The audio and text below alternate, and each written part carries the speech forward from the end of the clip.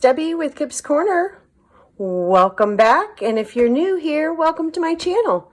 A few videos back on one of my flip throughs, I mentioned that I had learned of a little cheat for making ruffles. So this is another in the series of using fabrics, laces, and trims in your journals. And today I'm going to show you that cheat for making ruffles. Now, full disclosure, this may not be a cheat that is a surprise to anyone. You may already know this, and I wish I could remember where I saw it. It was on a YouTube video, and when I went back to go try to find it to give credit where credit's due, I couldn't. So my apologies for that. But it was new to me. I had never seen the idea, and I tried it, and voila, we get ruffles in a very simple way. I've got a couple here that are all different. Some skinny ones, some fat ones. Now it still has sewing down the middle, but the cheat is that you're not creating the ruffle while you're sewing. The cheat is that you are doing some gluing, ruffle glue. And like I said, I'd never thought of it before. So here we have, I just have some 1/2-inch strips of a craft cardstock. So it's a little heavier than your standard paper, which is good to use. Just gives you a little bit more stability. And rare will you see me use a glue stick. But in this particular instance, a glue stick happens to work really well. So here we go. Uses for glue sticks other than in your journal to put pages down, because the problem is glue sticks are great for temporary holds if you're going to sew something. But in my opinion, in my humble opinion, they don't last. And if you're making journals where you want them to last, 10 years or whatever, I don't think that you'll find the glue stick does that for you. Again, my personal opinion. And then there's probably some out there that are much better than others. So what I've got here is a strip of some fabric. You can make this as skinny or as wide. One of these ruffles was made with some sari silk. And here's a skinnier piece of that same fabric. It's actually the other half.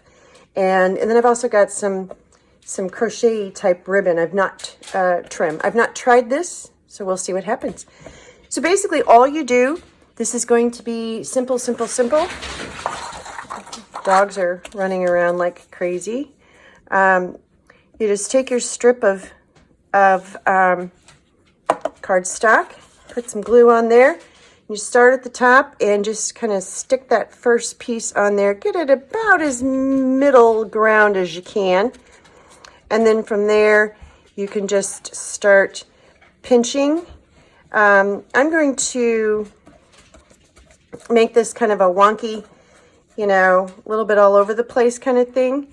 Once I get done with some of it, I just do more. I don't want this to be perfect or straight or anything like that.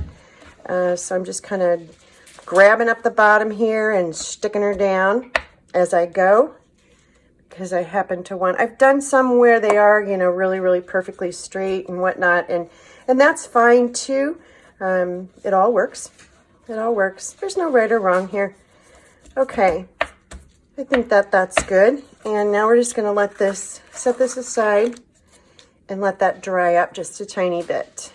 And let's scooch her over, because I did not get that in the center very well. So scooch her over. There we go. There we go. Because the trick is going to be the next step, which we'll come to in just a minute. And you can make these as long as you want. If you are gluing them into your journal, you can make these really long and trim them off, and you won't be ruining them, because the glue will hold the sewing on the back. So yeah, this has got some tape on it, and that's not going to come off willingly, so I'm just going to cut that little piece off, and we'll save that for something for later. Okay, let's try this trim. It's pretty. It's a crochet trim with some pink stitching on it. I think I got it at Hobby Lobby. Probably on clearance.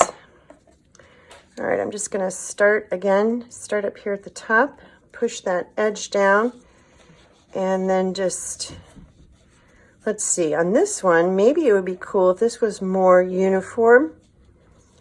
And, okay, we had a delivery, and so that caused some problems, caused some issues with the puppy dogs. So I think we've got everybody quieted back down again. In their minds, deliveries are intruders. So yeah, that's not a bad thing necessarily. So I'm just going to continue along here. I'm pinching at the X in each one of the little X of the cross stitch thingy, whatever that's called. The cross stitch X. Oh, one of them is still kind of cranky. And then we'll just end that and flatten that out there. Okay, so the back looks something like this. And again, I didn't get it quite straight, but that's actually okay. I personally prefer that because I want the, well, they're just still kind of grumpy. I want the final piece to be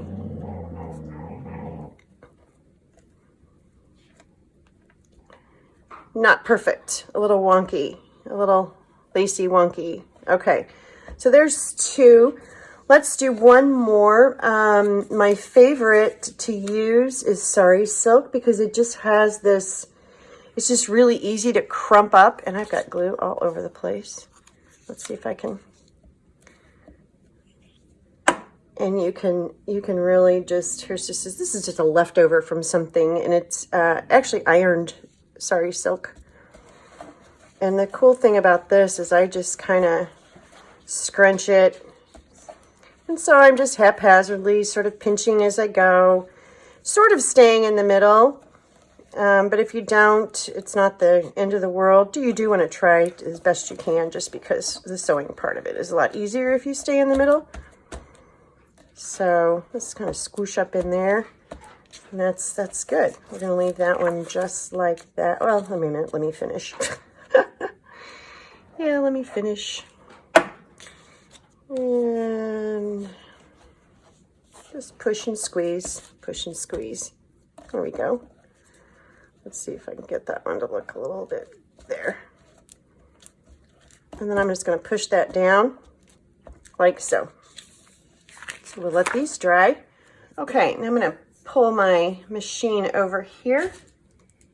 And I do not have what you might call a full-fledged awesome sewing machine. I have a very cheap, like your first sewing machine. The cool thing about it is it's really lightweight, and I can kind of move it all around wherever I need to. But it doesn't really give me much more than straight stitches or zigzag. But the other cool thing is that because it's such a inexpensive little cheapy kind of thing, I don't have to worry about ruining it. Not that I know of anybody. I've actually never heard of anybody that has ruined their machine sewing through paper, but I just never have. So let's plug her in here, and I'll be right back. Okay, we're plugged in, and here I'm going to tip this up. You can see this is just a little tiny cheapy kind of guy. Whoops, tipped it up, and away went my thread. So yeah, it's a no big deal kind of thing. So let's just, all right, we're going to take the piece that we just sort of glued. So here she is. And doing the best I can to stay in the center, I'm going to sew right down this paper piece.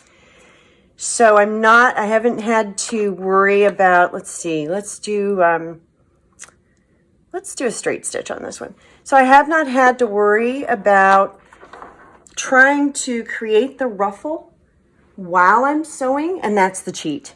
That's the simple part. It just takes a second to throw that fabric or lace or whatever you've got onto this little strip here, and another second to sew it. Here we go. I've got a little ruffle. See, just a straight line, and I didn't sew straight at all because I can't. But I sort of stayed in the center, at least well enough. And now I've got this cute little ruffle that I can chop and use, you know, different pieces of throughout something that I'm creating. So let's sew one more. This one I'm going to do a zigzag stitch on, kind of a big zigzag stitch. And again, we'll see if we can stay in the center. I'll be right back.